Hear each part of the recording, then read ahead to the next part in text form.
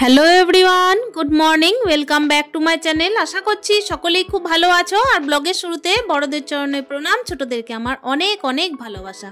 বীরভূম জেলার ছোট্ট একটা শহর থেকে আমি সুধা আবারও চলে এসেছি নতুন দিনে নতুন আরও একটা ব্লগ নিয়ে। আই হোপ আজকের ব্লগটাও তোমাদের প্রত্যেকের খুবই ভালো লাগবে। তো চলো, সকালটা শুরু করেছি একেবারে ঝাঁটা হাত দিয়ে। আমার মতে প্রত্যেকটা বাড়িতে কিন্তু এই একই রকমের ঘটনা। প্রত্যেকটা বাড়িতেই কিন্তু পজিটিভিটি বয়ে আনা আর নেগেটিভিটি দূরে করার জন্যে সকাল থেকে কিন্তু ঝাঁটা হাতে ধরতে হয়। আর তারপর হচ্ছে মুখ্য দরজায় মানে হচ্ছে সদর দরজায় কিন্তু জলটা দিতে হয়। প্রত্যেক দিনের একই রুটিন চলতে থাকছে। সকাল টাইমে ঝাঁটাটা আমি হাত দিয়েছি। অবভিয়াসলি প্রত্যেক দিনের মতো কিন্তু একেবারে ধুলোগুলোকে বের করে নেগেটিভিটিকে একেবারে দূরে সরিয়ে পজিটিভিটিকে ঘরে বয়ে আনবো। আর কি বলতো বন্ধুরা, সাজানো গুছানো একেবারে টিপটপ নোংরাবিহীন জায়গায় কিন্তু পজিটিভিটি অতি অবশ্যই বয়ে আনে। আর একটা সংসারের মধ্যে কিন্তু একেবারে গুছানো পরিপাটি সংসার, সত্যি কথা বলতে শুধুমাত্র সংসারে পজিটিভিটি বয়ে আনে না, মেন্টালিভাবেও কিন্তু পজিটিভিটি সব দিকে ছড়িয়ে দেয়।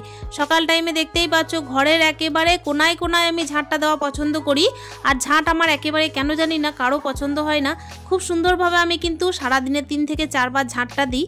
শুধুমাত্র যে ধুলোবালিকে ঘরে থেকে বিদায় দেব তা নয়, একমাত্র যে ধুলোবালি বিদায় দিলেই ঘর দোর পরিষ্কার পরিচ্ছন্ন লাগবে সেটা কিন্তু মুখ্য ব্যাপার নয়। তার সাথেও কিন্তু একটা জিনিস খুবই মুখ্য, যেটা হচ্ছে কিনা ঘরের সমস্ত জায়গায় গুছিয়ে রাখা। ঘরের সমস্ত জায়গায় যদি গুছিয়ে না রাখা যায় তাহলে কিন্তু বড় বড় রাজপ্রাসাদও একেবারে কিন্তু ঝুপড়ির মতোই দেখতে লাগে।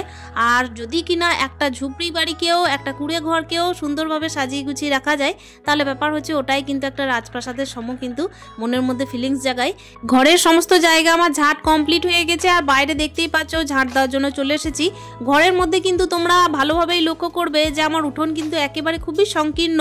আমার প্রচণ্ড পরিমাণের ইচ্ছা ছিল যে অনেক অনেক গাছ লাগাবো, ফুলের গাছ, ফলের গাছ। হয়তোবা যদি জায়গা বড় থাকতো তাহলে হয়তো সবজিরও গাছ লাগাতে পারতাম। তোমরা হয়তো অনেকেই বলবে ছাদে করা যেতে পারে।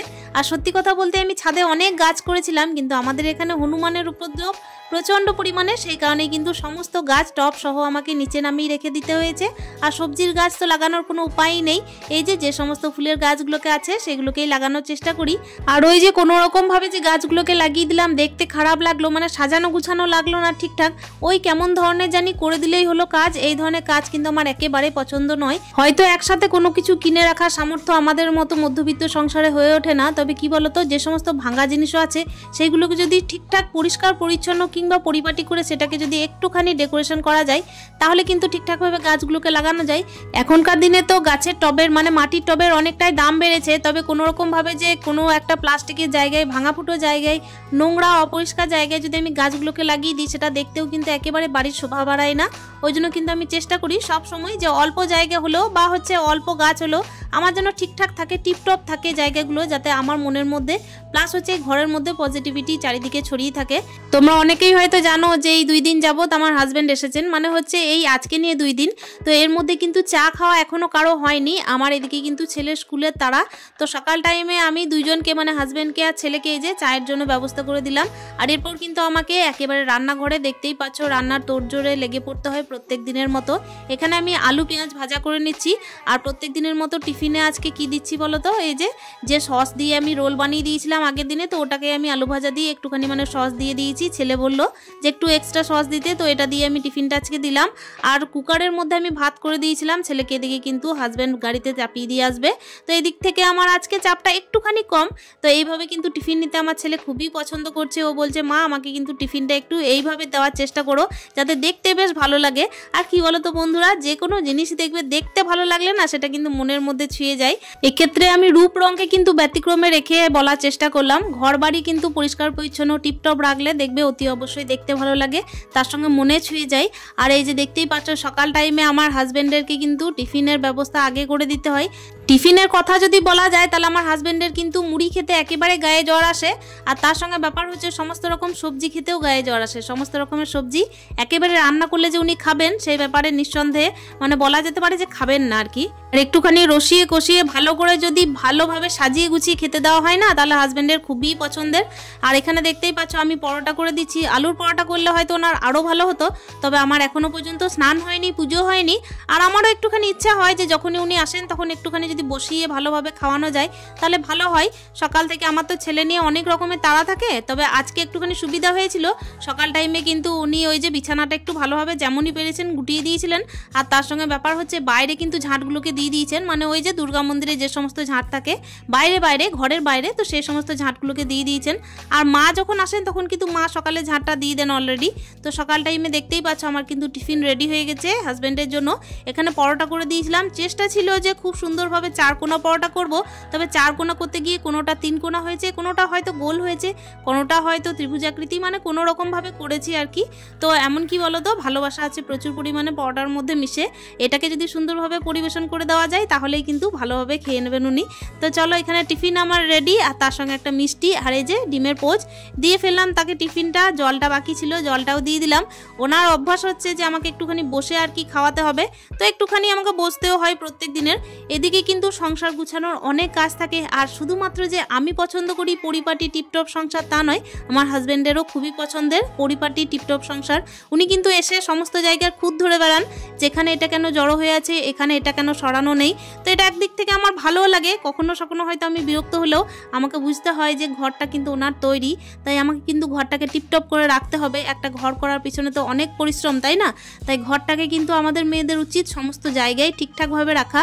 আর ঘর বাড়ি পরিষ্কার পরিচ্ছন্ন রাখলে বাইরে থেকে যখন একটা লোক আসে তখনও তার দেখে কিন্তু মনের মধ্যে একটা অন্য রকমের ফিলিংস কাজ করে, যে হয়তো এই বউটা ঠিকঠাকভাবে কাজ গুছিয়ে রাখে, তার সঙ্গে হচ্ছে সংসারটাকেও ঠিকঠাকভাবে হাল ধরে রেখেছে, দেখেই বোঝা যায়। আর অগোছালো ঘর কিন্তু অগোছালো মনেরও পরিচয় দেয়। দেখবে তোমরা ভালোভাবেই যে জড়তা কাজ করে, যখন দেখবে ঘরের মধ্যে অগোছালো থাকে তখন একটা অন্যরকম ফিলিংস কাজ করে, নেগেটিভিটি কাজ করে, জড়তা কাজ করে, আর তার সঙ্গে ব্যাপার হচ্ছে মনে কিন্তু পজিটিভিটি কোথায় যেন হওয়া হয়ে যায়। আর গুছানো ঘর দেখলে সত্যি কথা বলতেই পজিটিভিটি প্রচুর পরিমাণের বেড়ে যায়, মনে হয় যেন গুছানো ঘরটাকে আরও গুছাবো। আর যে জায়গাগুলো অগোছালো থাকবে সেটা দেখবে এমনিতেই দেখে আর ইচ্ছা করবে না সেটাকে আর হাত দিই। আগের দিন কিছু বালিশের কভার পরিয়েছিলাম, সেগুলো রঙিন ছিল, মানে বেশ ভালোই রংচঙে ছিল, আর এগুলো একটু হালকা কালার।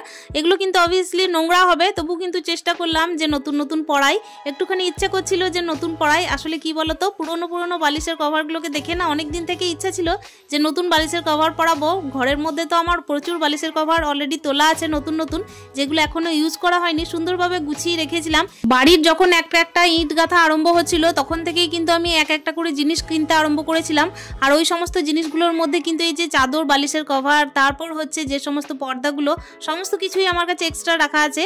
আর কি বলতো, এই সমস্ত জিনিসগুলো না যখন আর কি হুটহাট লোক আসবে তখন আমার মনে হয় যেন সুবিধা হবে, সেই জন্যই কিন্তু আমার এখন অলরেডি অনেকটাই জমে আছে বলতে পারো, যেগুলোকে আমি এখনো পর্যন্ত ইউজ করিনি।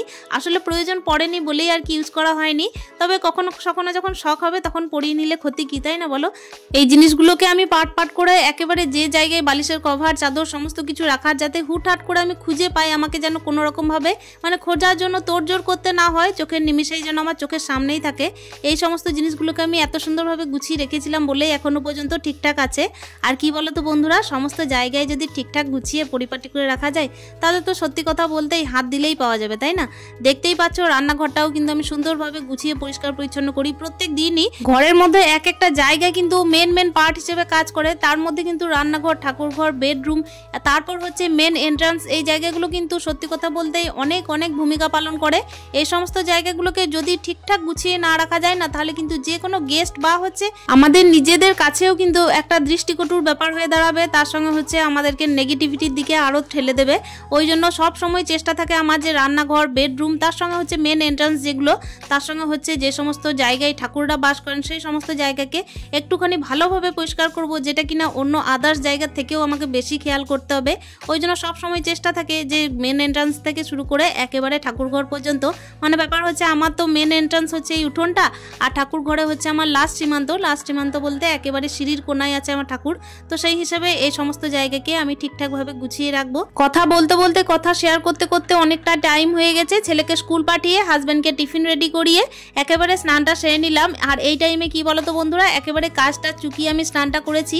সকাল টাইমে আমি দেখছি শীতকালীন টাইম কিন্তু ছেলেকে যখন স্কুল পাঠানো থাকছে, ইদানিং হচ্ছে কি যে আমার চানটা কিন্তু স্কিপ হয়ে যাচ্ছে সকালে, কখনো সখনো, মানে ওই যে ঘড়ির কাঁটায় যখন বাজছে 11টা তখন হয়তো স্নান সারছি, তো কখনো সখনো এই রুটিনটা চলছে। তবে এটাকে আমি ঠিক করার চেষ্টা করবো অতি অবশ্যই, কেন কি স্নানটা আমি যদি সকালে না করি না আমার কিন্তু একেবারে ভালো লাগে না, মনটা যেন পজিটিভিটি কাজ করে না।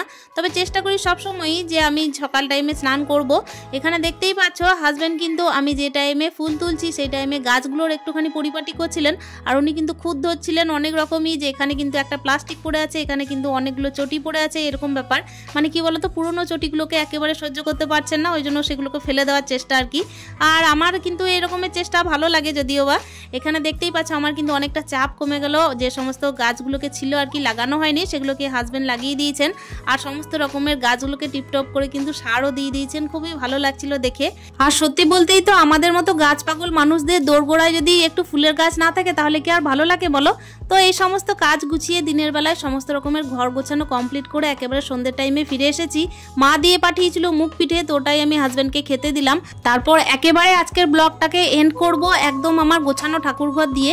আর এই সমস্ত পজিটিভিটি নিয়ে আজকের ব্লগটাকে শেষ করছি এখানেই। দেখা হচ্ছে নেক্সট ব্লগে, ততক্ষণের জন্য স্টে হ্যাপি, হ্যাপি মন, টাটা।